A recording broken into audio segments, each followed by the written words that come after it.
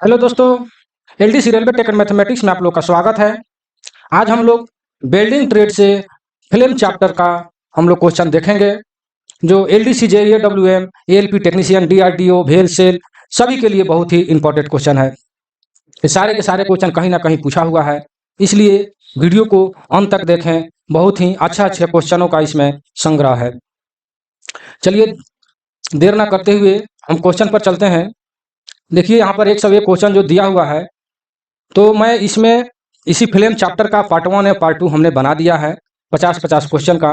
जो building trade का film chapter से पार्ट 3 है, पार्ट 1 या 2 बना दिया गया है। मेरे चैनल पर प्ले लिस्ट में जाकर आप देख सकते हैं। चलिए देर ना करते हुए हम क्वेश्चन पर चलते हैं। Question number 101। क्वेश्चन नंबर 101 में क्या कह रहा है कि गैस फ्लेम कटिंग एक डैश क्रिया है। मतलब कि फ्लेम कटिंग जो हम लोग करते हैं गैस से, वह कौन सी क्रिया है? तो यह एक ऑक्सीडाइजिंग क्रिया है। ठीक है, यह एक ऑक्सीडाइजिंग क्रिया है। देखिए मैं टू द पॉइंट, मतलब कि डायरेक्ट जो आंसर है उसी के बारे में डायरेक्ट मैं बोलूँगा। सारे के सारे अगर मैं ऑप्शन को बोलूँगा तो वीडियो लंबा हो जाएगा, इसलिए हर एक उसके बारे में डिटेल पढ़ूंगा। जो बताने वाला होगा उसको जरूर बताऊंगा। ठीक है, तो गैस फिल्म कटिंग एक डैश क्रिया है, एक ऑक्सीडाइजिंग यह क्रिया है। इसके बारे में डिटेल में यहाँ पर दिया हुआ है कि गैस फिल्म कटिंग एक ऑक्सीडाइजिंग क्रिया है। ऑक्सीडाइजिंग फिल्म का तापमान जो है लगभग देखिए 3480 डिग्री तक होता है, जो कि सभी प्रकार की फिल्म में सर्वाधिक है। ऑक्सीडाइजिंग फिल्म जो है इसका जो है सबसे अधिक तापमान होता है 3480 डिग्री। ठीक है, 2700 से 3400 ऐसे ऑक्सी एसिटिलीन फिल्म जो है उसका अगर देखिएगा, ऑक्सी एसिटिलीन फिल्म का तापमान 2700 से 3480 डिग्री सेंटीग्रेड होता है, जिसमें अब ऑक्सी एसिटिलीन फिल्म जो है वह 3 भागों में बांटा गया है। ऑक्सीडाइजिंग फिल्म, उदासीन फिल्म, कार्बोराइजिंग फिल्म। तो 3 प्रकार के फिल्म होता है। इसमें 2 यहाँ पर दिया हुआ है, उदासीन और ऑक्सीडाइजिंग। एक कार्बोराइजिंग फिल्म होता है, जो पार्ट 1 2 में तो बहुत अच्छे ढंग से हमने बताया है। इसमें भी शॉर्टली रूप में मैं बता दूं, जिस फिल्म में अगर एसिटिलीन की मात्रा सबसे अधिक हो जाती है वो कार्बोराइजिंग फिल्म कहलाती है। जिसमें ऑक्सीजन की मात्रा अधिक हो जाता है वो ऑक्सीडाइजिंग फिल्म कहलाता है। और दोनों की मात्रा अगर बराबर हो जाए तो उसको हम उदासीन फिल्म कहते हैं, या तो इसको हम इंग्लिश में न्यूट्रल फिल्म, उदासीन फिल्म को कहते हैं। देखिए क्वेश्चन भेल में पूछा गया है टेक्नीशियन में, इसलिए इंपॉर्टेंट क्वेश्चन है। सभी क्वेश्चनों को ध्यान से देखें और हो सके तो कॉपी में नोट करते चलें तो बहुत ही अच्छा रहेगा। चलिए 2 नंबर में क्या कह रहा है कि cast iron non ferrous metal के लिए पाउडर कटिंग फ्लेम कटिंग की एक विशेष विधि है। फ्लेम में डैश प्रयोग किया, मतलब कि यह जो है कह रहा है कि कास्ट आयरन और नॉन फेरस का मतलब हुआ जिसमें जैसे कॉपर जो है, ब्रास जो है, ये सब नॉन फेरस हो गया। एल्युमिनियम जिसमें मेटल नहीं होते हैं। ठीक है, उसमें क्या कह रहा है कि पाउडर कटिंग फ्लेम कटिंग एक विशेष विधि है। पाउडर कटिंग जो है एक विशेष विधि है, तो उस फ्लेम में डैश प्रयोग किया जाता है। कौन सा, मतलब कि पाउडर प्रयोग किया जाता है, तो उसमें आयरन पाउडर प्रयोग किया जाता है। ठीक है, और डिटेल में यहाँ पर दिया हुआ है, आप देख सकते हैं कि कास्ट आयरन और नॉन फेरस मेटल के लिए पाउडर कटिंग फ्लेम कटिंग की एक विशेष विधि है, जिसमें फ्लेम आयरन पाउडर का प्रयोग किया जाता है। ठीक है, हम नेक्स्ट क्वेश्चन पर चलते हैं। क्वेश्चन नंबर 103 में क्या कह रहा है कि ऑक्सीसिटिलीन कटिंग फ्लेम कटिंग प्रोसेस में प्रयोग किए जाने वाले कटिंग नोजल का साइज मुख्यतः निर्भर करता है। देखिए कटिंग करते समय जो नोजल जो साइज का जो निर्भर जो करता है, काटी जाने वाली धातु के थिकनेस पर निर्भर करता है। ठीक है ना, हम किस प्रकार का थिकनेस है, मोटा है, पतला है, उसी के हिसाब से हम कटिंग करने वाले टॉर्च का नोजल का हम लोग चुनाव करते हैं। ठीक है, तो इसका सही आंसर जो है 1 हो जाएगा। इसके बारे में डिटेल रूप में देखिए यहाँ पर दिया हुआ है कि ऑक्सी एसिटिलीन कटिंग प्रोसेस में प्रयोग किए जाने वाले कटिंग का नोजल का साइज मुख्यतः काटी जाने वाले धातु की थिकनेस पर निर्भर करता है। क्वेश्चन आता है यह बहुत ही, देखिए एएलपी टेक्नीशियन में एएलपी में पूछा हुआ है। ठीक है ना, कि काटी जाने वाली नोजल जो है किस पर निर्भर करता है, तो उसके थिकनेस पर। ठीक है, नेक्स्ट क्वेश्चन सफल का कह रहा है कि सफल फ्लेम कटिंग के लिए कंडीशनों में से एक कंडीशन यह है कि धातु की ऑक्साइड को डैश पॉइंट पर अवश्य पिघलना चाहिए। यानी धातु क्या करे, ऑक्साइड के पॉइंट पर अवश्य पिघलना चाहिए। कटिंग कहने का मतलब किस पर पिघलना चाहिए, तो काटी जाने वाले धातु से कम, मतलब एथी पर पिघल जाना चाहिए। ठीक है, क्या लिख रहा है कि धातु की अपेक्षा कम। ठीक है, तो धातु की अपेक्षा कम, या फिर से क्वेश्चन पढ़ लीजिए, सफल फ्लेम कटिंग के लिए कंडीशन में से एक यह कंडीशन है कि धातु की ऑक्साइड को डैश पॉइंट पर अवश्य पिघलना चाहिए। तो धातु के ऑक्साइड को कब मतलब पिघलना चाहिए, धातु की अपेक्षा कम पिघलना चाहिए। ठीक है ना, धातु की अपेक्षा कम पिघलना चाहिए। अगर धातु की अपेक्षा अगर ज्यादा पिघलेगा तो कटिंग जो है होवे नहीं करेगा। ठीक है ना, इसलिए धातु की अपेक्षा कम पिघलना चाहिए, धातु को ज्यादा पिघलना चाहिए, तभी तो धातु कटेगा। ठीक है, इसलिए इसको आप नोट कर लें। नेक्स्ट क्वेश्चन पर हम चलते हैं। क्वेश्चन नंबर 105 में क्या कर रहा है, कटिंग से पहले फ्री हीटिंग के लिए सही फ्लेम का चुनाव कौन सा मतलब फ्लेम होता है, जो कि मैंने फर्स्ट और सेकंड पार्ट में भी मैंने बताया है कि आपको जो है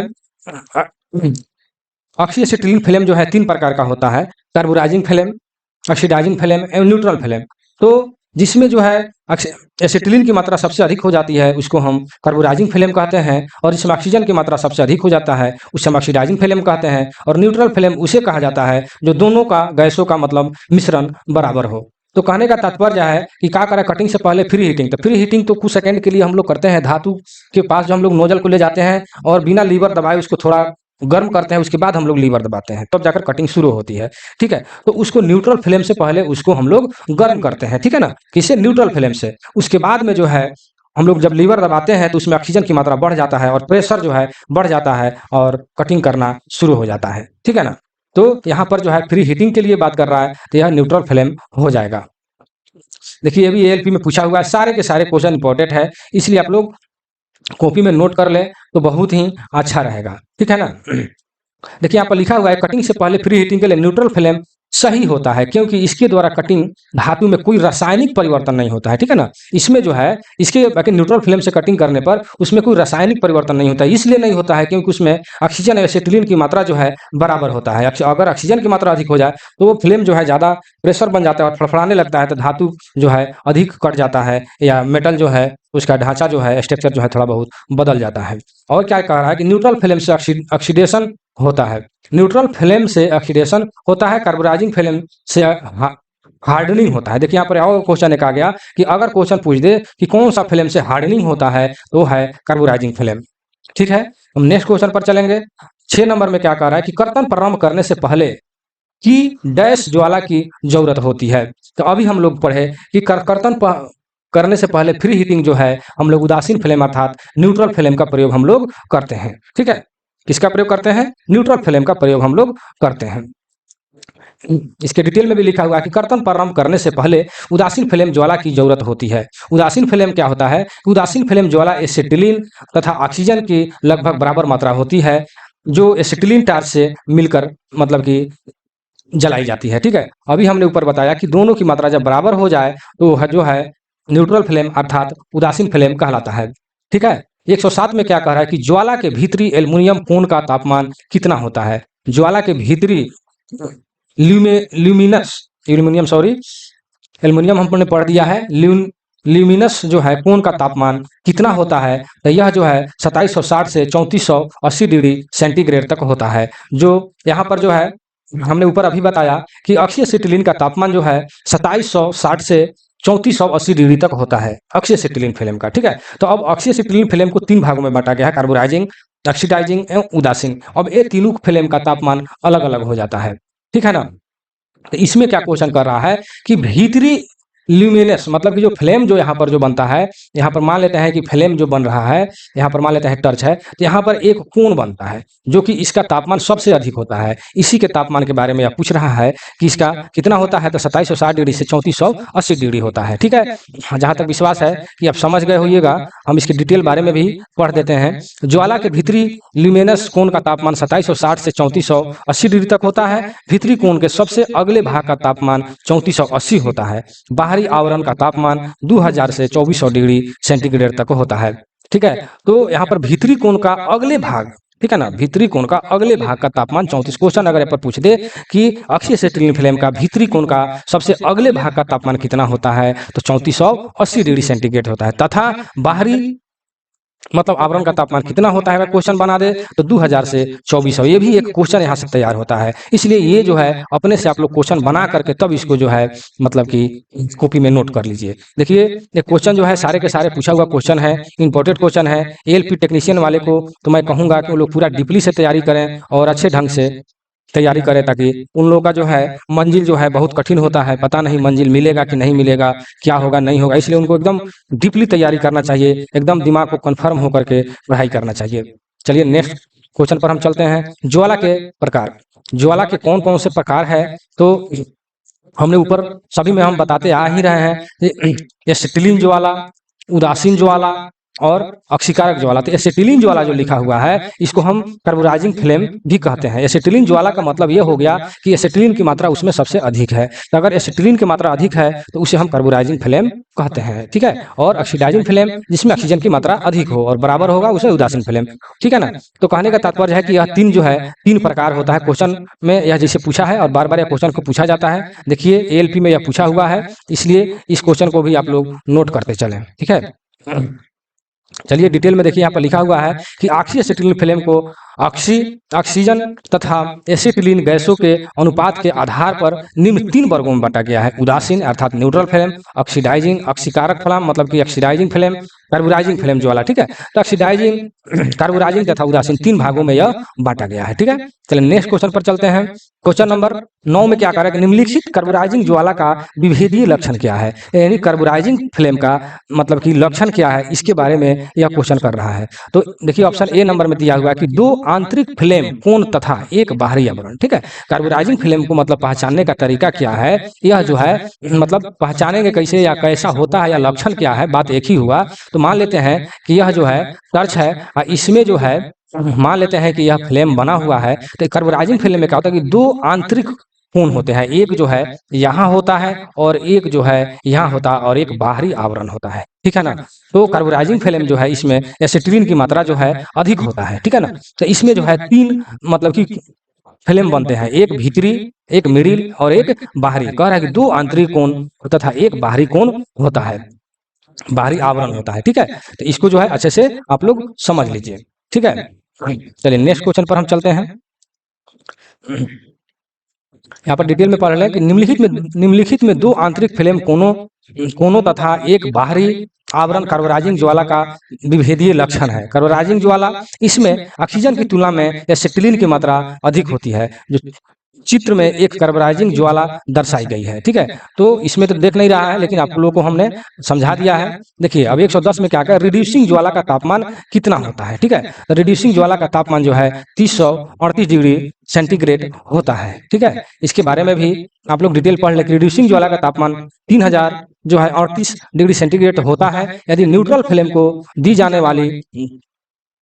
वाले ऑक्सीजन की मात्रा घटा दी जाए तो फ्लेम रिड्यूसिंग फ्लेम में परिवर्तन हो जाता है। रिड्यूसिंग फ्लेम को कार्बोराइजिंग ज्वाला के नाम से भी जाना जाता है, ठीक है। ये बहुत ही इंपॉर्टेंट क्वेश्चन है, ठीक है ना। ये जो है इस टाइप से क्वेश्चन पूछ देता है कि रिड्यूसिंग फ्लेम को और किस नाम से जाना जाता है, ठीक है, ठीक है। या ये भी लिख देता है कि कार्बोराइजिंग फ्लेम को और किस नाम से जाना जाता है, अर्थात रिड्यूसिंग फ्लेम को कार्बोराइजिंग फ्लेम या कार्बोराइजिंग फ्लेम को ही रिड्यूसिंग फ्लेम कहा जाता है, ठीक है ना। इसलिए आप लोग याद रखिएगा कि रिड्यूसिंग फ्लेम किसे कहा जाता है, ठीक है ना। और रिड्यूसिंग फ्लेम का तापमान जो है 3038 डिग्री सेंटीग्रेड होता है, ठीक है। आप लोग इसको ध्यान से पढ़ें और दिमाग में, क्योंकि एलडीसी जेई के लिए भी बहुत ही इंपॉर्टेंट क्वेश्चन है, क्योंकि उन लोगों को बिल्डिंग से भी क्वेश्चन जो है 10-15 जरूर ही पूछा जाता है, ठीक है। तो ये तो फ्लेम चैप्टर है, मैं आगे टिक वेल्डिंग, मिग वेल्डिंग, प्रतिरोध वेल्डिंग से भी सबसे अधिक क्वेश्चन पूछा जाता है। टिक वेल्डिंग, मिग वेल्डिंग से क्वेश्चन पूछा जाता है, मेटल से क्वेश्चन सबसे अधिक पूछा जाता है। तो जो इंपॉर्टेंट सबसे जो अधिक क्वेश्चन पूछा जाता है जिस चैप्टर से, उस चैप्टर का हम वीडियो जरूर बना देंगे, ठीक है। और जो भाई हमसे जो पीडीएफ लिए हैं उन लोगों को तो वीडियो बनाने से पहले ही हम जो भी पीडीएफ बनाते हैं उन लोगों को भेज देते हैं, ताकि वो लोग पहले से तैयार रहें, क्योंकि जो भाई पीडीएफ ले लिए हैं उनका तैयारी कराना मेरा कर्तव्य बन जाता है, ठीक है। चलिए नेक्स्ट क्वेश्चन पर चलते हैं। एसिटिलीन ज्वाला का रंग कैसा होता है? देखिए ये भी बहुत ही इंपॉर्टेंट क्वेश्चन है। देखिए भेल में पूछा हुआ है, ये बार बार क्वेश्चन रिपीट होता है, ठीक है। कि एसिटिलीन ज्वाला का रंग जो है कैसा होता है? तो एसिटिलीन ज्वाला का रंग जो है पीला होता है, ठीक है। यहाँ पर दिया हुआ है, आप पढ़ सकते हैं कि एसिटिलीन ज्वाला का रंग पीला होता है तथा इस फ्लेम का प्रयोग स्टील के पाइपों को लिंडे वेल्डिंग में किया जाता है, ठीक है। और इसको थोड़ा सा हम ऊपर बढ़ा लेते हैं। यह फ्लेम स्टील के हार्ड भंगुर तथा कमजोर वेल्ड बनाने पर कार्बोराइजिंग फ्लेम को दर्शाती है, ठीक है।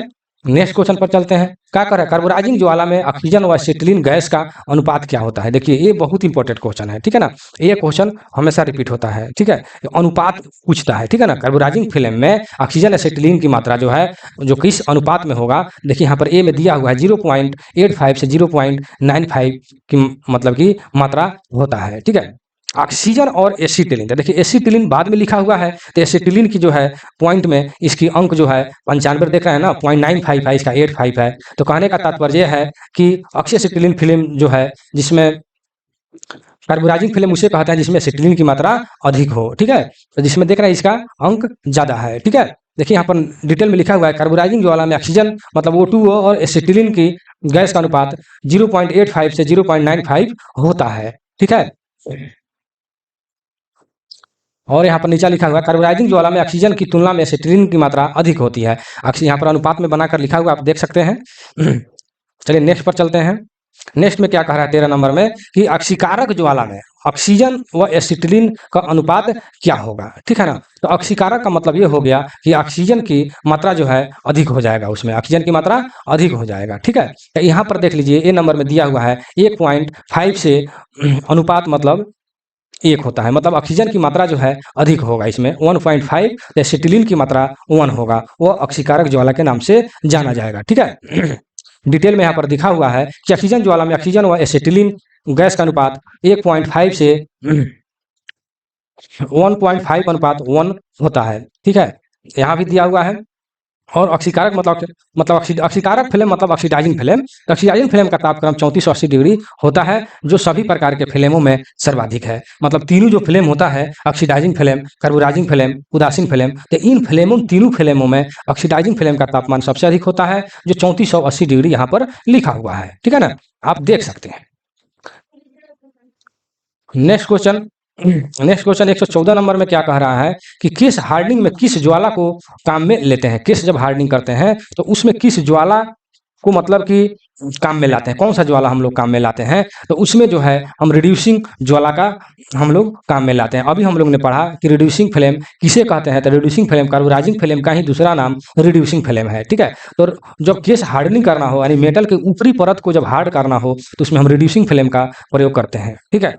जो केस हार्डनिंग वह हार्ड होता है जो ऊपरी मेटल के ऊपरी परत हार्ड होता है, जो कि नीचे नीचे की परत जो है जैसा का तैसा जैसा मतलब कि रहता है वैसा ही रहता है, ऊपर के भाग को ही केवल हार्ड किया जाता है। जैसे में आप लोग अगर रेल के बारे में अगर हम देखें, जिस पर ट्रेन के चक्के जो हैं चलते हैं, रेलवे लाइन जिसको हम कह सकते हैं, ट्रैक कह सकते हैं, तो उसके ऊपरी परत को केस हार्डनिंग किया हुआ रहता है, ठीक है ना।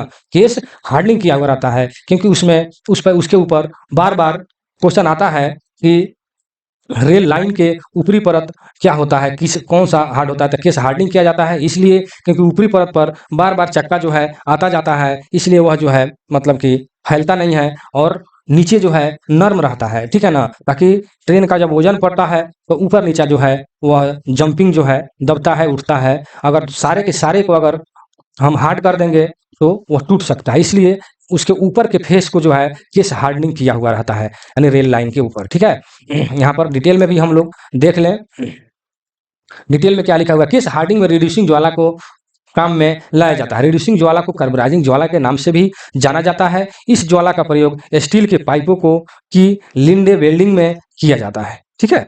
चलिए नेक्स्ट क्वेश्चन पर चलते हैं। नेक्स्ट क्वेश्चन में क्या कह रहा है कि गैस कर्तन विधि में कर्तन करने से पहले धातु को कितने तापमान तक गर्म किया जाता है, ठीक है ना। तो ये बहुत इंपॉर्टेंट क्वेश्चन है। ये जो है हमने देखा है कि सेट में जो है बार बार क्वेश्चन पूछा जाता है, ठीक है। बहुत इंपॉर्टेंट क्वेश्चन है। मैं इस पर बीएम लिख देता हूं अर्थात बोर्ड मॉडल, ठीक है। कह रहा है कि कर्तन जब हम लोग करते हैं तो पहले उसको हम लोग फ्री हीटिंग करते हैं, थोड़ा देर गर्म करते हैं 1-2-3 सेकंड तक, उसके बाद में हम लोग लीवर को दबाते हैं, तब जाकर के ऑक्सीजन की मात्रा बढ़ता है, प्रेशर बढ़ता है तथा मेटल गलना चालू हो जाता है और कटिंग भी चालू हो जाती है, ठीक है ना। तो उस समय कह रहा है कि कटिंग से पहले यानी कर्तन विधि से पहले जो है धातु को कितना तापमान तक गर्म करेंगे, तो 900 डिग्री सेंटीग्रेड तक पहले गर्म करेंगे, उसके बाद में उसको हम लीवर को दबाएंगे और कटिंग चालू करेंगे, ठीक है। तो याद रखिएगा बहुत इंपॉर्टेंट क्वेश्चन है, ठीक है। यह क्वेश्चन रिपीट होता है। चलिए नेक्स्ट क्वेश्चन पर चलते हैं। क्वेश्चन नंबर, चलिए इसके बारे में डिटेल पढ़ लें कि गैस कर्तन विधि से कर्तन करने से पहले धातु को 900 डिग्री सेंटीग्रेड तापमान तक गर्म किया जाता है तथा और क्या कह रहा है कि गैस कर्तन धातु के अक्षीकारक सिद्धांत पर आधारित है। देखिए बहुत इंपॉर्टेंट यहाँ फिर क्वेश्चन निकल कर आ जाता है, ठीक है ना, कि गैस कर्तन धातु के अक्षीकारक सिद्धांत पर कार्य करता है। गैस कर्तन अगर क्वेश्चन आ जाए, गैस कर्तन धातु जो है किस सिद्धांत पर कार्य करता है, तो अक्षीकारक सिद्धांत पर कार्य करता है या आधारित है, ठीक है। और क्या लिख रहा है कि जब किसी धातु को गर्म किया जाता है तो उसमें ऑक्सीडेशन होता है, जिसके जिसके कारण उसका तापमान उस धातु के दहन ताप लगभग 900 डिग्री सेंटीग्रेड तक पहुंच जाता है, ठीक है ना। क्या कह रहा है कि जब किसी धातु को गर्म किया जाता है तो उसमें क्या होता है, ऑक्सीडेशन होता है, जिसके कारण तापमान उस धातु के दहन ताप तक पहुंच जाता है, ठीक है ना। मतलब कि दहन के मतलब जलने के पॉइंट तक वो पहुंच जाता है। उसके बाद में हम लोग लीवर दबाएंगे और वो डायरेक्ट कटना चालू हो जाता है, ठीक है। इसे आप लोग भी अपना से क्वेश्चन बना करके नोट्स जरूर बनाएं, ठीक है ना। हमारा पढ़ने का तरीका यही है या पढ़ाने का कि हर एक चीज़ का नोट्स जरूर बनाएं। अभी जब वीडियो आप लोग देखते होंगे तो ये दिमाग में लेते होंगे कि वीडियो नोट्स बनाने की क्या जरूरत है, अच्छा फिर से वीडियो देख लेंगे। लेकिन जब यह क्वेश्चन जब आप लोग के सामने किसी सेट में जब आप लोग जो भाई हमारे जो ग्रुप करते हैं, जहाँ जहाँ ग्रुप का यह सिस्टम है, तो वहाँ उन लोगों को जब ग्रुप में जब क्वेश्चन जब आ जाता है या मैं जब टेस्ट जब लेता हूँ, जब सेट में जब ये क्वेश्चन आ जाता है और जब उन लोग क्वेश्चन या कंफ्यूज कर जाता है, क्वेश्चन जब नहीं बनता है, तब होता है कि क्वेश्चन को ढूंढें। और क्वेश्चन को ढूंढने पर जल्दी क्वेश्चन मिलता नहीं है। बहुत सारा किताब में यहाँ दिया होगा, वहाँ दिया होगा, ठीक है ना। कहने का तात्पर्य है बहुत परेशानी हो जाता है, ठीक है ना, और जल्दी आप कंफर्म नहीं हो पाते हैं। इसलिए हमारे समझ से क्वेश्चन का जो जो और सबका नहीं तो जो जो इंपॉर्टेंट आपको लग रहा है उसका जरूर नोट्स बना लें, ताकि जब भी क्वेश्चन आ जाए सामने तो उसको खोजने ढूंढने में आपको परेशानी नहीं हो और आप हर तरह से सर्टिफाइड हो जाए, ठीक है। चलिए नेक्स्ट क्वेश्चन पर चलते हैं। ज्वाला के निम्न भाग में सबसे अधिक तापमान होता है। क्या कह रहा है कि सबसे अधिक तापमान किसमें होता है। हमने ऊपर भी पढ़ा कि ज्वाला के सबसे अधिक तापमान जो होता है भीतरी कोण पर होता है, ठीक है ना। किस पर होता है, भीतरी कोण पर होता है, ठीक है।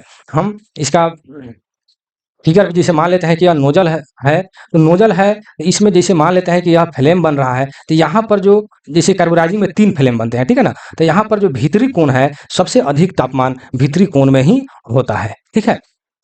जो कि यहाँ पर लिखा है ज्वाला के भीतरी कोण में मतलब कि इनर कोण भाग में सबसे अधिक तापमान होता है। भीतरी कोण का तापमान 2700 से 3480 डिग्री सेंटीग्रेड तक होता है। क्वेश्चन यहाँ पर अगर क्वेश्चन बना दे कि भीतरी कोण का तापमान कितना होता है, ये ना इंडिकेट करे कि ऑक्सीडाइजिंग या कार्बोराइजिंग या न्यूट्रल फ्लेम में कौन सा फ्लेम है, डायरेक्ट ऐसे क्वेश्चन कर दे कि भीतरी कोण का फ्लेम का तापमान कितना होता है, तो 2700 से 80 मतलब कि 3480 डिग्री सेंटीग्रेड होता है, ठीक है। और मतलब छांट छांट करके अगर बोले ऑक्सीडाइजिंग या कार्बोराइजिंग तो उस सबके लिए अलग अलग हो जाएगा, ठीक है। देखिए सत्र में क्या करा कि ज्वाला में सबसे अधिक चमकदार भाग का तापमान कितना होता है, ठीक है। तो वही चमकदार भाग वही होता है जो भीतरी कोण होता है, ठीक है। तो चमकदार भाग का 2760 से, देखिए यहाँ पर क्वेश्चन पूछने का तरीका आप देखिए, ठीक है ना। उसी क्वेश्चन को कैसे घुमा करके पूछ रहा है। वहां पर कैसे क्वेश्चन पूछा था, भीतरी कोण का तापमान जो है कि कितना होता है, और यहाँ ज्वाला के सबसे चमकदार भाग यहाँ पर क्वेश्चन आ गया, ठीक है।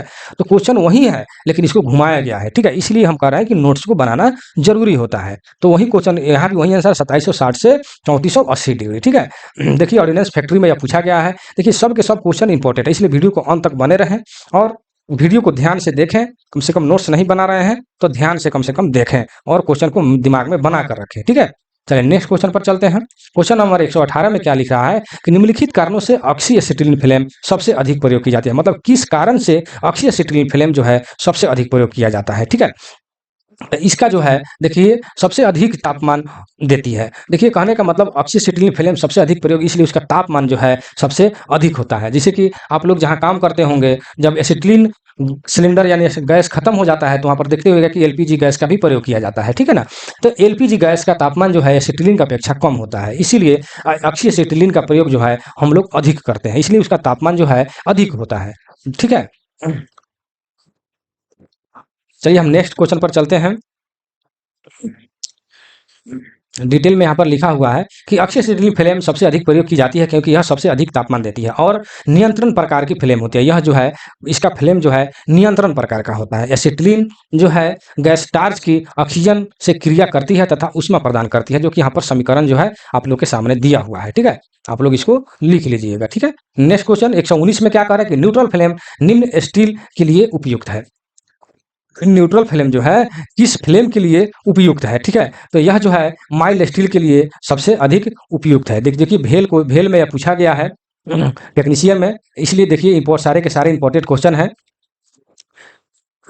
यहाँ पर डिटेल में दिया हुआ कि neutral flame mild steel, stainless steel, cast iron, copper तथा एल्युमिनियम इत्यादि धातुओं के लिए उपयोग होती है। देखिए सबसे अधिक प्रयोग किया जाने वाला, अगर इसे तो है ही कि ऑक्सीएसिटिलीन फ्लेम का प्रयोग किया जाता है, लेकिन ऑक्सीएसिटिलीन फ्लेम जो 3 प्रकार के होते हैं, उसमें उस तीनों में सबसे अधिक किस फ्लेम का प्रयोग किया जाता है? तो न्यूट्रल फ्लेम का प्रयोग किया जाता है, ठीक है ना? अगर ऑप्शन में तीनों आ जाए, ऑक्सीडाइजिंग, कार्बोनाइजिंग, न्यूट्रल, जी इसमें सबसे अधिक किस फ्लेम का प्रयोग किया जाता है? तो न्यूट्रल फ्लेम का प्रयोग किया जाता है, क्योंकि यह जो है mild steel, stainless steel, cast iron, copper तथा एल्युमिनियम इत्यादियों को लिए उपयुक्त है। न्यूट्रल फ्लेम के द्वारा वेल्ड धातु में कोई रासायनिक परिवर्तन नहीं होता है, इसलिए न्यूट्रल फ्लेम का प्रयोग सबसे अधिक किया जाता है, ठीक है। नेक्स्ट क्वेश्चन आ गया रिड्यूसिंग फ्लेम। रिड्यूसिंग फ्लेम निम्न स्टील के लिए है। रिड्यूसिंग फ्लेम अभी हम लोगों ने ऊपर पढ़ा कि कार्बोनाइजिंग फ्लेम का दूसरा नाम रिड्यूसिंग फ्लेम है, ठीक है ना? कार्बोनाइजिंग फ्लेम का दूसरा नाम रिड्यूसिंग फ्लेम है, ठीक है। तो कह रहा है कार्बोनाइजिंग फ्लेम निम्नलिखित स्टील के लिए किसके लिए उपयुक्त है? तो यह जो है हाई कार्बन स्टील के लिए, जो हार्ड जो मेटल होते हैं उसके लिए कार्बोनाइजिंग फ्लेम का हम लोग प्रयोग करते हैं। जो hard steel, high carbon steel के जो मेटल बने होते हैं उसमें जो है हम लोग कार्बोनाइजिंग फ्लेम अर्थात रिड्यूसिंग फ्लेम का प्रयोग करते हैं, ठीक है। यहाँ पर डिटेल में दिया हुआ है कि reducing flame high carbon steel के लिए अधिक उपयुक्त है। रिड्यूसिंग फ्लेम को कार्बोनाइजिंग फ्लेम के नाम से भी जाना जाता है, ठीक है। और दूसरा पॉइंट में क्या लिखा है? इस फ्लेम का उपयोग स्टील के पाइपों को लिंड वेल्डिंग में किया जाता है, ठीक है। और क्या लिखा हुआ है कि यह फ्लेम स्टील के हार्ड, भंगुर तथा कमजोर वेल्ड बनाने पर कार्बोनाइजिंग का प्रभाव प्रदर्शित करता है, ठीक है ना। जब हार्ड या भंगुर ये सब जो भी कुछ है करने के लिए कार्बोनाइजिंग फ्लेम, देखिए यहाँ पर इसका जो है फिगर बनाया हुआ है कार्बोनाइजिंग फ्लेम का अर्थात रिड्यूसिंग फ्लेम का। हमने फिगर मैंने बनाकर बताया था। उसमें 3 भाग होते हैं, एक तो ऊपरी भाग हो गया, एक मिडिल और एक आंतरिक कोण हो गया, ठीक है ना। इसमें 3 भाग होते हैं, ठीक है। चलिए हम नेक्स्ट क्वेश्चन पर चलते हैं। कि फ्लेम को आप चित्र को पहचान लीजिए। अगर चित्र की दृष्टि से भी क्वेश्चन पूछ देता है कि यह कौन सा फ्लेम है, तो यह जो है कार्बोनाइजिंग फ्लेम है अर्थात रिड्यूसिंग फ्लेम है। इसमें देखिए फिगर को सामने है आपके। चलिए नेक्स्ट पर चलते हैं। 21 में क्या करें कि ज्वाला बनाने के लिए सर्वप्रथम टर्च का निम्न वाल्व खोला जाता है। ज्वाला बनाने के लिए सबसे पहले, देखिए बहुत इंपॉर्टेंट क्वेश्चन है यह, जो है क्वेश्चन जो है बार बार क्वेश्चन यह पूछा जाता है। हम इस पर बीएम लिख देते हैं क्योंकि मेरे समझ से यह बोर्ड मॉडल क्वेश्चन है, ठीक है ना। यह क्वेश्चन चाहे एलपी टेक्नीशियन हो या डीआरडीओ या एलडीसी जेई हो, उस सभी के लिए यह जो है क्वेश्चन इंपॉर्टेंट है कि ज्वाला बनाने के लिए यानी प्रथम बार किस गैस को खोलेंगे, ठीक है ना। तो उसमें पहले हम एसिटिलीन को खोलेंगे तभी तो जलेगा, क्योंकि एसिटिलीन जो है ज्वलनशील गैस है। अब अगर हम ऑक्सीजन को पहले खोलते हैं तो फिर जलेगा। ऑक्सीजन तो जलने में सहायता करता है, जलता तो एसिटिलीन ही है ना, इसलिए पहले हम एसिटिलीन को खोलेंगे, ठीक है। और ये भी क्वेश्चन आ जाता है कि जब वेल्डिंग हमारा खत्म हो जाएगा तो उस वक्त किस गैस को पहले बंद करेंगे, तो वहां भी एसिटिलीन ही आ जाता है। एसिटिलीन को पहले हम बंद करेंगे, ठीक है। ये बहुत ही इंपॉर्टेंट क्वेश्चन है, इसको जरूर आप लोग नोट कर लीजिएगा, ठीक है। हम नेक्स्ट पर चलते हैं। देखिए यहाँ पर लिखा हुआ डिटेल में कि ज्वाला बनाने के लिए सर्वप्रथम एसिटिलीन बाल्ब को जो है खोला जाता है, ठीक है। 22 में क्या कह रहा है कि ज्वाला बनाने पर सर्वप्रथम निम्नलिखित ज्वाला प्राप्त होती है। कौन सा ज्वाला प्राप्त होता है? जब ज्वाला बनाने पर यानी जब भी टॉर्च को आप जलाए तो सबसे पहले कौन सा मतलब की ज्वाला प्राप्त होती है? तो सबसे पहले जो है आप जानते हैं कि हमने पहले एसिटिलीन को खोला है, ऑक्सीजन की मात्रा वहां पर कम है, तो एकदम मतलब निश्चित रूप से यह बात जाहिर हो जाता है कि एसिटिलीन की मात्रा अधिक हो जाएगा। जब एसिटिलीन की मात्रा अधिक हो जाएगा तो कार्बोनाइजिंग फ्लेम कहलाएगा, ठीक है ना। बार बार इस बात को हम बोल रहे हैं, ये दिमाग में बैठा लीजिए, क्योंकि ये दिमाग में बैठा लेने पर बहुत सारा क्वेश्चन आप अपने दिमाग से बिना क्वेश्चन याद किए हुए हल कर सकते हैं।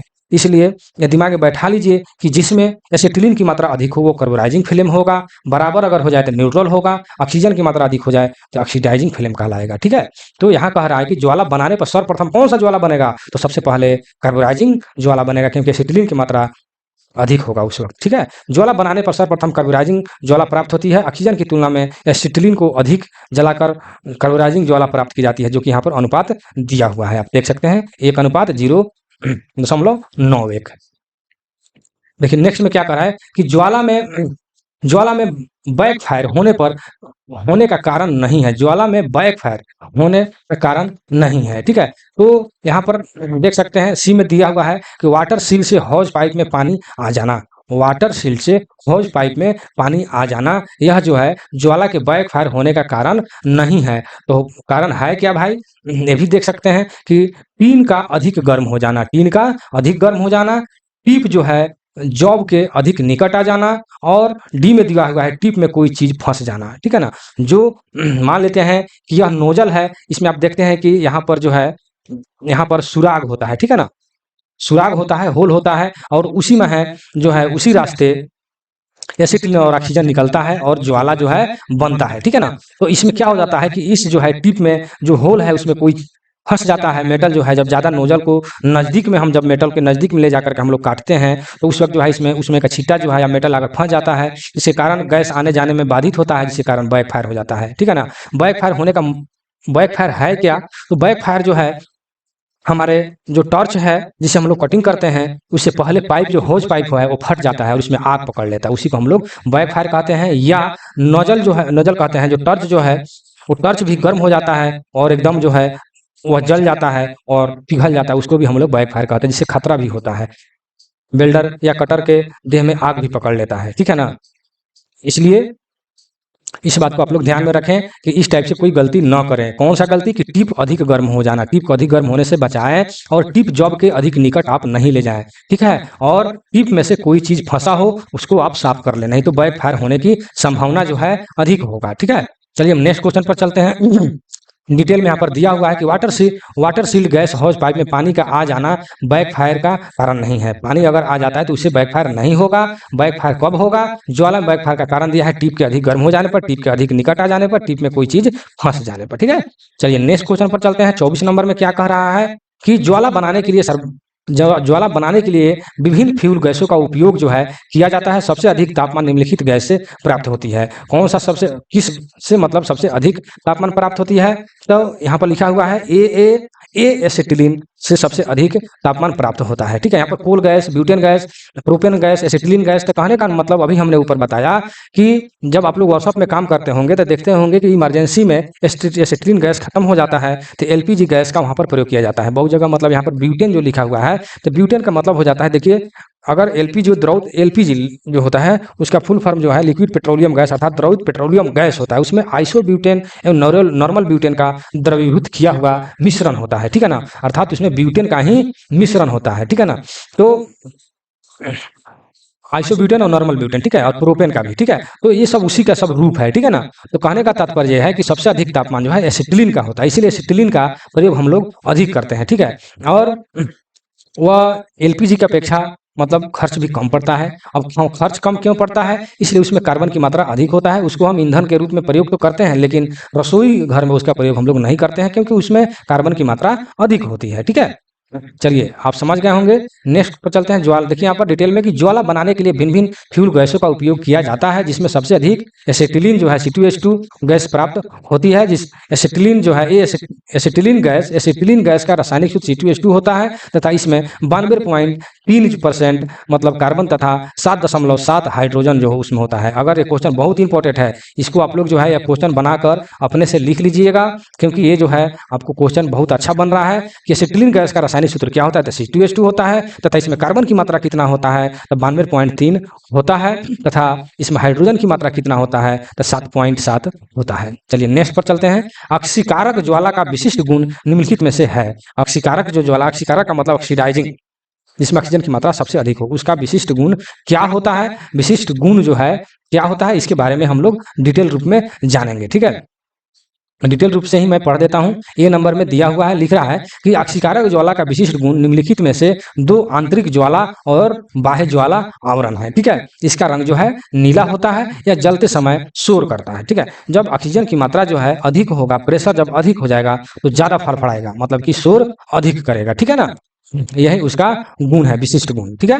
नेक्स्ट पर हम चलते हैं। नेक्स्ट क्वेश्चन, ऑक्सीजन और एसिटिलीन को विभिन्न अनुपात में मिलाकर भिन्न भिन्न प्रकार के ज्वाला सेट किए जा सकते हैं। ऑक्सीजन की तुलना में अधिक एसिटिलीन की प्रज्वलित कर डैश प्राप्त किए जाते हैं। कह रहा है कि ऑक्सीजन की तुलना में जो है एसिटिलीन की मात्रा जो है अधिक, जब क्या कर रहा है ऑक्सीजन की तुलना में अधिक एसिटिलीन के प्रज्वलित कर सकते हैं। इसमें कौन सा, जब कहने का मतलब ऑक्सीजन से एसिटिलीन की मात्रा अधिक होगा तो वो कार्बोराइजिंग फिल्म हो जाएगा। इसी बात को मैं दोहरा रहा हूँ बार बार, और इसलिए दोहरा रहा हूँ कि देखिए उसी पर सारे के सारे क्वेश्चन आधारित है, इसलिए इस एक लाइन को जरूर याद रखें इस बात को कि सबसे अधिक ऐसे ऑक्सी एसिटिलीन फ्लेम कितने प्रकार के फ्लेम होते हैं, तो 3 प्रकार के होते हैं, ऑक्सीडाइजिंग, कार्बोराइजिंग और न्यूट्रल, ठीक है ना।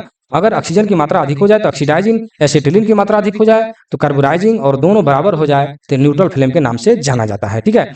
चलिए नेक्स्ट क्वेश्चन पर 127 में क्या कह रहा है, इसको भी देख लेते हैं। उदासीन ज्वाला का तापमान कितना होता है? देखिए बहुत इंपॉर्टेंट क्वेश्चन है, ठीक है। इस पर मैं BM लिख देता हूँ। यह जो है बोर्ड मॉडल है। उदासीन ज्वाला का तापमान कितना होता है, ठीक है। तो यहाँ पर दिया हुआ ए नंबर में कि 3260 डिग्री होता है। यह क्वेश्चन बार बार रिपीट होता है कि न्यूट्रल उदासीन फ्लेम को हम लोग न्यूट्रल फ्लेम के नाम से जानते हैं। तो उदासीन फ्लेम ज्वाला का तापमान 3260 डिग्री होता है तथा इस फ्लेम को उदासीन फ्लेम के नाम से मतलब जाना जाता है, कहा जाता है, क्योंकि इसमें इसके द्वारा बेल्ट धातु पर कोई रासायनिक परिवर्तन नहीं होता है, इसलिए इस फ्लेम को सबसे अधिक उपयोग किया जाता है, ठीक है ना, उपयोग की दृष्टि से। और क्या लिखा हुआ है हम देख सकते हैं कि इसके द्वारा माइल्ड स्टील तथा स्टेनलेस स्टील धातुओं की वेल्डिंग की जाती है। क्वेश्चन अगर आ जाता है कि माइल्ड स्टील तथा स्टेनलेस स्टील की वेल्डिंग के लिए कौन सा फ्लेम का प्रयोग करेंगे, तो ये हो जाएगा आपको न्यूट्रल फ्लेम, ठीक है। नेक्स्ट क्वेश्चन पर चलते हैं। कटिंग से पूर्व तापन के लिए सही ज्वाला जो है ज्वाला निम्नलिखित होती है। कौन सा ज्वाला होता है? कटिंग से पूर्व तापन के लिए, ठीक है। तो इसमें भी है न्यूट्रल फ्लेम का ही प्रयोग किया जाता है। हमने ऊपर भी बताया है न्यूट्रल फ्लेम का पहले प्रयोग किया जाता है, यानी 900 डिग्री सेंटीग्रेड तक। उसके बाद में लीवर को दबा करके हम लोग कटिंग करना चालू करते हैं। यहाँ पर जो डिटेल में लिखा हुआ है, कटिंग से पूर्व तापन के लिए उदासीन यानी न्यूट्रल फ्लेम का प्रयोग सही होता है। और न्यूट्रल फ्लेम में एसिटिलीन तथा ऑक्सीजन की मात्रा लगभग बराबर होती है। इसके द्वारा माइल्ड स्टील तथा स्टेनलेस स्टील की वेल्डिंग की जाती है, तो इसका तापक्रम लगभग 3260 डिग्री होता है, ठीक है। और क्या लिखा हुआ नेक्स्ट क्वेश्चन, कार्बोराइजिंग ज्वाला द्वारा कार्बन आपूर्ति करने पर बेल्ट निम्न होती है, ठीक है। कार्बोराइजिंग ज्वाला द्वारा कार्बन आपूर्ति करने पर, ठीक है, कार्बोराइजिंग के द्वारा कार्बन की आपूर्ति करने पर बेल्ट निम्न होती है, ठीक है। कौन सा होती है? तो नम्न होती है, ठीक है ना, याद रखिएगा, नम्न होती है। नेक्स्ट क्वेश्चन पर चलते हैं, डिटेल रूप से भी आप लोग पढ़ लीजिए। नेक्स्ट क्वेश्चन देखिए, वीडियो जो है लंबा होता जा रहा है, मैं जल्दी जल्दी पढ़ने का मैं प्रयास करूंगा। निम्नलिखित गैस फ्लेम कॉम्बिनेशन में किसका तापमान न्यूनतम होता है?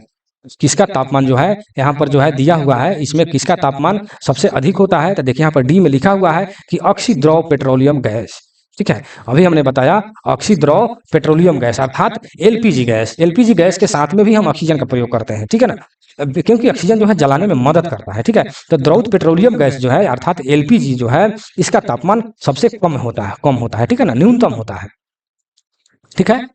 आप ऊपर भी हमने बताया है, देखिए भोपाल एलपी में पूछा हुआ है, सारे के सारे क्वेश्चन इंपॉर्टेंट है। देखिए यहाँ पर दिया हुआ तापमान, इसको कॉपी में आप लोग जरूर नोट कर लेंगे, ठीक है।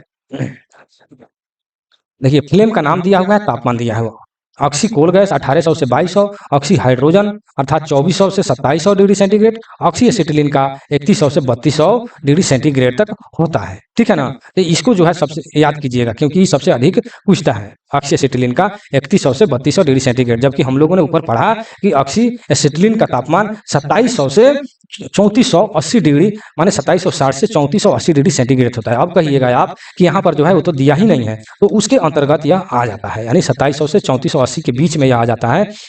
जब सबसे अधिक ऑप्शन में अगर देखा जाए तो यही ऑप्शन में रहता है, ठीक है। नेक्स्ट क्वेश्चन पर चलते हैं। नेक्स्ट क्वेश्चन में 31 में क्या कर रहा है कि कार्बन के जलने पर उत्पन्न गैस कौन सा होता है? कार्बन के जलने पर कौन सा होता है गैस उत्पन्न होगा? तो कार्बन डाइऑक्साइड होगा। कार्बन जिसमें अधिक होगा तो कार्बन डाइऑक्साइड तो होगा ही होगा, इसमें तो कोई पूछने की बातें नहीं है, ठीक है। आप देख सकते हैं एलपी में यह पूछा हुआ है, ठीक है। डिटेल में पढ़ लीजिए यहाँ पर कि कार्बन के जलने पर उत्पन्न होने वाले गैस कार्बन डाइऑक्साइड होता है। कार्बन डाइऑक्साइड एक क्रियाशील गैस है। देखिए क्वेश्चन आ जाता है कि कौन सा एक क्रियाशील गैस है, ये बहुत इंपॉर्टेंट क्वेश्चन यहाँ पर फर्स्ट पॉइंट में जो दिया हुआ है। एलडीसी जेई के बहुत सारे सेटों में हमने देखा है कि बोल देता है कार्बन डाइऑक्साइड एक कैसा गैस है, तो हिंदी में यहाँ पर लिखा हुआ क्रियाशील गैस है, जबकि वहां पर लिख देता है इंग्लिश में एक्टिव गैस, ठीक है। तो वो कौन सा गैस है? एक्टिव गैस है। और आर्गन और हीलियम जो है वह एक इनर्ट गैस है, ठीक है ना। कौन सा गैस है? इनर्ट गैस है। जैसे मिग वेल्डिंग में प्रयोग किया जाता है आर्गन और हीलियम को, ठीक है, मिग और टिग वेल्डिंग में। और मैग जो हो जाता है MEG, तो मेटल एक्टिव गैस वेल्डिंग, जिसमें CO2 का प्रयोग हम लोग करते हैं, उसमें जो है यहाँ पर क्रियाशील के बात पर मैं इतना मैं बोल दे रहा हूँ कि क्रियाशील का मतलब एक्टिव गैस, ठीक है ना। तो हम लोग मैग वेल्डिंग में इसका प्रयोग करते हैं, लेकिन यहाँ पर क्वेश्चन वेल्डिंग का नहीं है, बशर्ते यहाँ पर क्वेश्चन क्या है कि कार्बन के जलने पर उत्पन्न गैस क्या होता है। कार्बन के जलने पर कार्बन डाइऑक्साइड उत्पन्न होता है, और CO2 गैस का प्रयोग माइल्ड स्टील की वेल्डिंग करते समय किया जाता है, ठीक है। यहाँ पर दे दिया माइल्ड स्टील की वेल्डिंग करते समय हम लोग करते हैं कार्बन डाइऑक्साइड की उसमें चालकता अधिक होती है। यहाँ पर क्वेश्चन बन सकता है, या अपना से बनाकर लिख दीजिए कि किसका जो है उसमें चालकता अधिक होती है, तो कार्बन डाइऑक्साइड का उसमें चालकता जो है सबसे अधिक होता है। नोट्स बना ले भाई मेरे समझ से, इसलिए कि अच्छा रहेगा। क्या करें, मिलान कीजिए, ठीक है। मिलान करने का यहाँ पर दिया हुआ है, मिला करके हम डायरेक्ट यहीं पढ़ लेते हैं, इसलिए कि वीडियो लंबा होता जा रहा है। देखिए तो कास्ट आयरन जो है neutral flame, stainless steel neutral flame, पीतल जो है ऑक्सीडाइजिंग फ्लेम, और हाई कार्बन स्टील के लिए कार्बोराइजिंग फ्लेम। देखिए ये बहुत इंपॉर्टेंट है क्वेश्चन है, ठीक है ना। इस तीनों को यानी 4 जो पॉइंट दिया हुआ है कटिंग के लिए, मतलब कास्ट आयरन की कटिंग के लिए किस फ्लेम का प्रयोग करेंगे, बहुत इंपॉर्टेंट क्वेश्चन है। मैं इसको बीएम वीवीआई सब लिख सकता हूँ, इसलिए कि बहुत इसमें मुझे 4 पॉइंट दिया हुआ है, चारों के चारों बहुत इंपॉर्टेंट क्वेश्चन इसे बनते हैं। क्वेश्चन आता है कि कास्ट आयरन को काटने के लिए किस फ्लेम का प्रयोग करते हैं, तो न्यूट्रल फ्लेम को। स्टेनलेस स्टील के कटिंग के लिए हम लोग भी न्यूट्रल फ्लेम का, और पीतल को सबसे अधिक इसको पूछा जाता है पीतल को काटने के लिए, इसलिए इस पर हम बीएम लिखेंगे, ठीक है। तो पीतल को काटने के लिए ऑक्सीडाइजिंग फ्लेम का प्रयोग सबसे अधिक हम लोग करते हैं, सबसे अधिक ना इसी का प्रयोग किया ही जाता है, ठीक है। जो सबसे अधिक क्वेश्चन आता है इसी का आता है, पीतल को काटने के लिए किस फिल्म का हम लोग प्रयोग करेंगे, तो ऑक्सीडाइजिंग फिल्म का, हाई कार्बन के लिए कार्बोराइजिंग फिल्म का, ठीक है। इसको जरूर आप लोग कॉपी में नोट कर लीजिएगा, और सब करे या ना करे लेकिन इसको आप लोग जरूर नोट कर लीजिएगा, ठीक है। देखिए नेक्स्ट क्वेश्चन पर हम चलेंगे। 33 में क्या कर रहा है कि CO2 गैस सिलेंडर डैश धातु को बनाया जाता है। देखिए सिलेंडर की यहाँ पर बात किया जा रहा है कि CO2 का जो सिलेंडर जो होता है वो किस धातु का बनाया जाता है, ठीक है ना। तो यह जो है स्टील का जो है बनाया जाता है, ठीक है। यहाँ पर ऑप्शन से भी आप लोग छांट सकते हैं, ठीक है, ऑप्शन से भी। अब यहाँ पर लोहा भी दे दिया है और स्टील भी दे दिया है, तो लोहा कहने का मतलब है कि बहुत प्रकार के लोहा होता है और लोहा में जो है अशुद्धि होता है, तो शायद सिलेंडर फट सकता है, ठीक है। लेकिन स्टील जो है एकदम जो है मजबूत होता है, इसलिए CO2 यानी कोई भी सिलेंडर जो है स्टील का ही बनाया जाता है, लेकिन यहाँ पर CO2 की जिक्र है तो यहाँ पर स्टील इसका सही होगा, ठीक है। यहाँ पर कह रहा है कि CO2 सिलेंडर स्टील धातु का बनाया जाता है। कार्बन डाइऑक्साइड गैस सिलेंडर का अंदर जो है CO2 गैस 25 लीटर प्रति 15 किलो 25 लीटर प्रति 15 किलोग्राम भारी होता है, ठीक है ना। इसको भी अपना से क्वेश्चन बनाकर आप लोग लिख लीजिएगा, ठीक है। हम नेक्स्ट क्वेश्चन पर चलते हैं। फ्लेम कितने प्रकार के होता है? फ्लेम तो मैं ऊपर से ही बार बार बोलते आ रहा हूँ कि फ्लेम जो है 3 प्रकार का होता है, न्यूट्रल फ्लेम, ऑक्सीडाइजिंग फ्लेम तथा कार्बोराइजिंग फ्लेम, ठीक है, जो कि यहाँ पर दिया हुआ है, ठीक है। चलिए नेक्स्ट क्वेश्चन। नेक्स्ट क्वेश्चन 35 में क्या करें, एलपीजी से तात्पर्य है, ठीक है। एलपीजी से क्या तात्पर्य है, तो लिक्विड पेट्रोलियम गैस, ठीक है। एलपीजी का फुल फॉर्म हो जाता है लिक्विड पेट्रोलियम गैस, अर्थात द्रवित पेट्रोलियम गैस इसका फुल फॉर्म होता है। और इसके बारे में डिटेल में क्या लिखा हुआ है कि एलपीजी से तात्पर्य यह है कि लिक्विड पेट्रोलियम गैस है, यह कई हाइड्रोकार्बन गैसों का यह मिश्रण होता है। आजकल यह शीतलक रेफ्रिजरेंट के रूप में भी फ्लोरोकार्बन के स्थान पर क्रमशः अधिक प्रयोग होने लगी है, क्योंकि इसके प्रयोग से ओजोन परत पर कोई नुकसान नहीं होता है, ठीक है। यह भी अपना से क्वेश्चन बना के लिख दीजिएगा, क्योंकि बहुत ही अच्छा क्वेश्चन है। कह रहा है कि क्लोरोफ्लोरोकार्बन के स्थान पर इसका प्रयोग किया जा रहा है आजकल, किसका, एलपीजी का। क्वेश्चन आ जाए कि क्लोरोफ्लोरोकार्बन के स्थान पर आजकल किस गैस का प्रयोग किया जा रहा है, तो एलपीजी गैस का प्रयोग किया जा रहा है, क्योंकि इससे ओजोन परत का कोई नुकसान नहीं होता है, इसलिए आप लोग इसको भी नोट कर लीजिएगा। नेक्स्ट क्वेश्चन, न्यूट्रल फ्लेम को न्यूट्रल क्यों कहा जाता है? कह रहा है कि न्यूट्रल फ्लेम को न्यूट्रल क्यों कहा जाता है। ऑप्शन में देखिए यहाँ पर डी में दिया हुआ है इनर्ट फ्लेम के कारण, इसमें इनर्ट फ्लेम जो है कारण इसको न्यूट्रल कहा जाता है, यानी सबसे या न्यूट्रल मसरते में ऊपर से भी हम पढ़ते आ रहे हैं कि जिस फ्लेम में ऑक्सीजन और एसिटिलीन की मात्रा बराबर होगा उसमें जो उसको जो है न्यूट्रल फ्लेम कहेंगे। और न्यूट्रल क्यों कहा जाता है, क्योंकि यह सबसे न्यूट्रल होता है, अर्थात इस पर कोई भी बाहरी मतलब कि क्रिया जो है उस पर नहीं होता, ऑक्सीडेशन कोई ऑक्सीडेशन नहीं होता है, वह जो है बहुत ही अच्छा ज्वाला होता है, इसलिए इसको न्यूट्रल कहा। मतलब न्यूट्रल इसलिए होता है क्योंकि उसमें कोई भी मतलब कि प्रतिक्रिया, बाहरी प्रतिक्रिया उसमें नहीं होता, ऑक्सीडेशन नहीं होता, इसलिए इसको हम लोग न्यूट्रल कहते हैं, न्यूट्रल होता है सबसे, ठीक है। यहाँ पर दिया हुआ है कि न्यूट्रल फ्लेम को उदासीन फ्लेम इसलिए कहा जाता है क्योंकि इसके द्वारा बेल्ट धातु को कोई रासायनिक परिवर्तन नहीं होता है, ठीक है ना, उसमें कोई भी रासायनिक परिवर्तन नहीं होता, इसलिए वह न्यूट्रल है, सबसे न्यूट्रल होता है, ठीक है।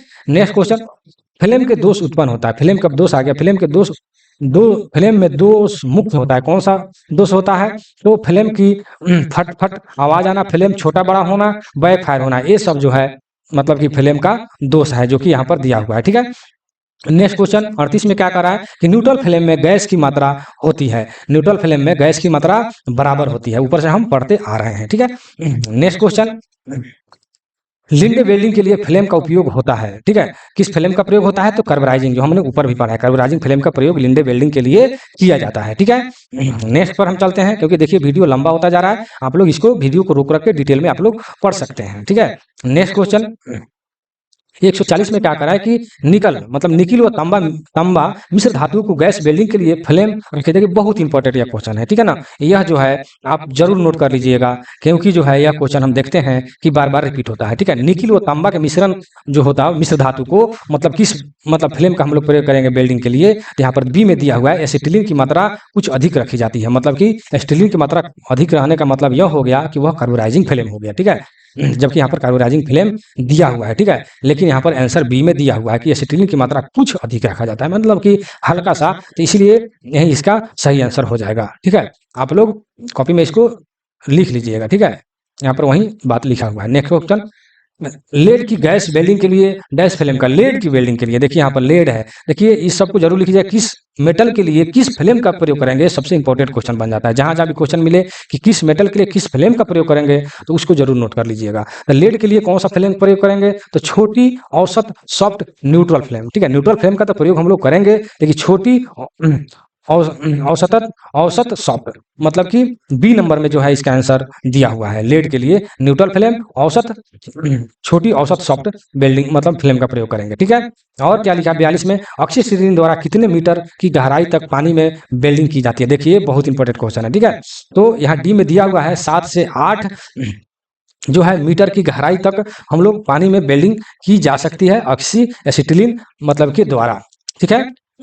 यहाँ पर लिखा हुआ डिटेल में कि ऑक्सी एसिटिलीन द्वारा 7 से 8 मीटर की गहराई तक पानी में वेल्ड की जा सकती है। यह एक उच्च ताप नियंत्रित फ्लेम है जिसे मूल धातु के गलन हेतु सफलतापूर्वक प्रयोग किया जा सकता है, ठीक है। और 43 में क्या लिखा है, वेल्डिंग में ऑक्सी एसिटिलीन फ्लेम क्यों लाभदायक है, क्यों लाभदायक है।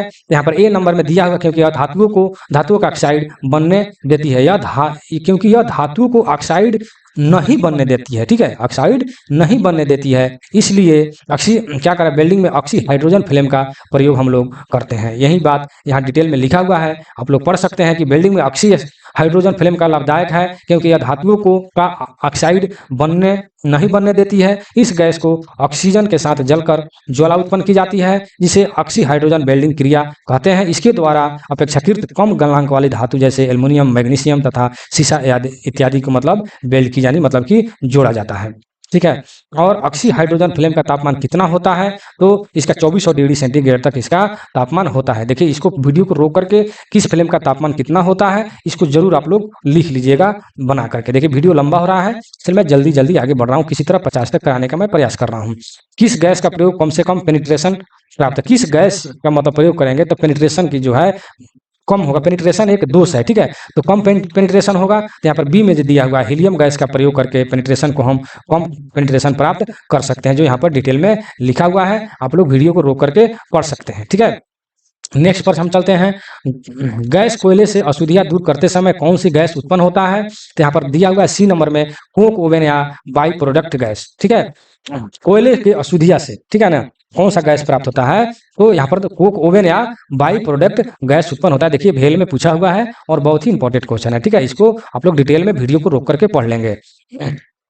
नेक्स्ट क्वेश्चन, वेल्डिंग उपकरणों में निम्नलिखित में से कौन सी गैस प्रायः सील्डिंग गैस के रूप में प्रयोग किया जाता है। वेल्डिंग उपकरणों में सील्डिंग गैस का प्रयोग किया, देखिए इसके बारे में मैं थोड़ा सा मैं बता दूं, मैं तो जल्दी जल्दी आगे बढ़ रहा था। तो क्या कह रहा है, प्रयोग नहीं किया जाता है, ठीक है ना। तो आर्गन, हीलियम, कार्बन डाइऑक्साइड, तो आर्गन जो है यहाँ पर आर्गन और हीलियम जो है PIG वेल्डिंग और AMIG वेल्डिंग में आर्गन और हीलियम गैस का प्रयोग करते हैं, यानी आई का मतलब हो गया इनर्ट गैस, ठीक है। Pig welding tungsten inert gas welding और मिग का मतलब हो गया मेटल इनर्ट गैस वेल्डिंग में आर्गन और हीलियम गैस का प्रयोग हम लोग करते हैं। यह जो है इनर्ट गैस वेल्डिंग है, ठीक है। और ये जो है एक्टिव गैस है, ठीक है ना, एक्टिव गैस है अर्थात क्रियाशील गैस है, तो इसका जो है हम लोग करते हैं प्रयोग MAG में, ठीक है, मेटल एक्टिव गैस वेल्डिंग, ठीक है। तो आजकल मिग वेल्डिंग के स्थान पर जो है मैग का प्रयोग किया जा रहा है, ठीक है, क्योंकि उसमें कार्बन डाइऑक्साइड का प्रयोग किया जाता है। और मिग वेल्डिंग में जो है इनर्ट गैस आर्गन हीलियम का प्रयोग किया जाता है, यह खर्चीला ज्यादा है, ठीक है। इसलिए हम लोग आजकल मिग की जगह पर मैग का प्रयोग कर रहे हैं, अर्थात कार्बन डाइऑक्साइड गैस का प्रयोग करके हम लोग अब मिग वेल्डिंग को ही कोई CO2 वेल्डिंग कह देता है, जो गलत है, ठीक है। मैग को ही CO2 गैस वेल्डिंग भी कहा जाता है, ठीक है, CO2 गैस वेल्डिंग, ठीक है। तो कहने का तात्पर्य तो तीनों जो है वेल्डिंग में प्रयोग किया जाता है, लेकिन नाइट्रोजन जो है यह वेल्डिंग में प्रयोग नहीं किया जाता है, ठीक है, नहीं किया जाता है। मैं तैयारी करने वाले जो भी कर्मचारी भाई या स्टूडेंट हैं उनको ये कहूंगा कि क्वेश्चन को कभी जल्दीबाजी में न पढ़ें। जल्दीबाजी में पढ़ने पर जैसे इसमें लिखा था नहीं किया जाता है, वह किया जाता है, पढ़ करके धाए दे मार देंगे और गलत हो जाएगा, ठीक है। नेक्स्ट क्वेश्चन चलते हैं, तांबे के लिए सील्डिंग गैस के रूप में कौन सा प्रयोग करते हैं, ठीक है।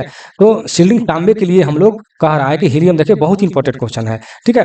तांबे के लिए कौन सा सील्डिंग गैस का प्रयोग करते हैं, तो हीलियम का प्रयोग करते हैं। इसे सील्डिंग के रूप में हम आर्गन, हीलियम और कार्बन डाइऑक्साइड तीनों का प्रयोग करते हैं, लेकिन मेटल के अनुसार हम लोग गैस का चुनाव करते हैं, ठीक है ना। इसलिए यहाँ पर तांबे की बात किया गया है, तो तांबे के लिए हम लोग हीलियम गैस का प्रयोग करते हैं, ठीक है। याद रखिएगा, बहुत ही इंपॉर्टेंट क्वेश्चन है। नेक्स्ट क्वेश्चन पर चलते हैं। 49 नंबर में कह रहा है कि मिग गैस वेल्डिंग में फिलर तार के रूप में तांबे की परत वाला तार क्यों प्रयोग करते हैं? क्यों प्रयोग करते हैं? क्योंकि संक्षारण की सुरक्षा के लिए, मतलब कि संक्षारण का मतलब जल्दी गलता नहीं है, इसलिए हम लोग फिलर तार के रूप में तांबे की परत वाला तार प्रयोग करते हैं। ठीक है ना, यहाँ पर लिखा हुआ संरक्षण से सुरक्षा के लिए, ठीक है, संक्षारण की मतलब गलने की सुरक्षा के लिए मिग वेल्डिंग और मैग वेल्डिंग जो मैंने अभी समझाया, वेल्डिंग में फीलर तार के रूप में तांबे की परत वाला तार का प्रयोग हम लोग करते हैं। ठीक है ना, पतला सा तार होता है जो रील में लपटा हुआ रहता है, धीरे धीरे खुलता है और वेल्डिंग होते रहता है। आप लोग देखे हुएगा वर्कशॉप में। देखिए 50 नंबर पर हम लोग आ गए। अक्षीय स्टील वेल्डिंग विधि द्वारा स्टेनलेस स्टील चादर को वेल्ड करने के लिए डैश समंजन कर सकते हैं। ठीक है, कौन सा कर सकते हैं? क्या कह रहा है? न्यूट्रल ज्वाला तो हल्की औपचारिक ज्वाला, ए और बी दोनों। तो इसका सही आंसर जो है ए और बी दोनों हो जाएगा। यहाँ पर सी नंबर में दिया हुआ है कि अक्षीय स्टील वेल्डिंग विधि द्वारा स्टेनलेस स्टील की चादर को वेल्ड करने के लिए न्यूट्रल फ्लेम ज्वाला एवं हल्की औपचारिक ज्वाला समंजन कर सकते हैं। ठीक है, चलिए यहाँ तक क्वेश्चन नंबर 50 तक तो हो गया। अब जो है हम लोग ये आप लोग को मैं ये बता दूं कि इस वीडियो का पीडीएफ या LDCJEE के लिए जो भी पीडीएफ है, ICF, LSB, बैगन, डेमो, मेमो, पास PTO, इंसेंटिव, डिपार्टमेंटल से जितने भी क्वेश्चन किया जाता है, लीव से या बेल्डर के जितने भी क्वेश्चन हैं या मशीनिस्ट टर्नर, ये सारे के सारे यहाँ से पीडीएफ आप लोग प्राप्त कर सकते हैं। ठीक है, और ALP टेक्नीशियन जो भाई तैयारी करते हैं वो भी यहाँ से पीडीएफ अच्छे से अच्छे तैयारी के लिए ऑटोमोबाइल वेल्डर, फिटर सभी का पीडीएफ यहाँ से प्राप्त कर सकते हैं। इसके लिए मेरे व्हाट्सएप पर आपको कांटेक्ट करना होगा, जिसका नंबर है 96 93 57 14 26। इस पर जो है आप लोग कांटेक्ट करके मैसेज करके आप लोग पीडीएफ प्राप्त कर सकते हैं। व्हाट्सएप पर जो फोटो लगा है उसको पहले ध्यान से पढ़ेंगे, उसके बाद मैसेज करेंगे। ठीक है, मैं अपने वीडियो को यहीं रोकता हूँ। मेरा वीडियो कैसा लगा आप लोग जरूर कमेंट सेक्शन में लिखिएगा और इसको लाइक और शेयर जरूर कर दीजिएगा, क्योंकि मैं इतना मेहनत से वीडियो बनाता हूँ, आप लोगों को केवल शेयर ही तो करना है। ठीक है, मान लेते हैं कि जो भाई LDCJEE का तैयारी कर रहे हैं वहां पर आप शेयर नहीं कर सकते हैं, लेकिन जो आपके भाई ALP टेक्नीशियन का तैयारी कर रहे हो या अदर जगह कोई नौकरी कर रहे हैं तो उन लोगों के लिए LDC के लिए आप लोग तो शेयर कर सकते हैं, इसलिए वहां भी शेयर आप लोग जरूर कर दें। चलिए मैं वीडियो को यहीं समाप्त करता हूँ। जय हिंद, जय भारत।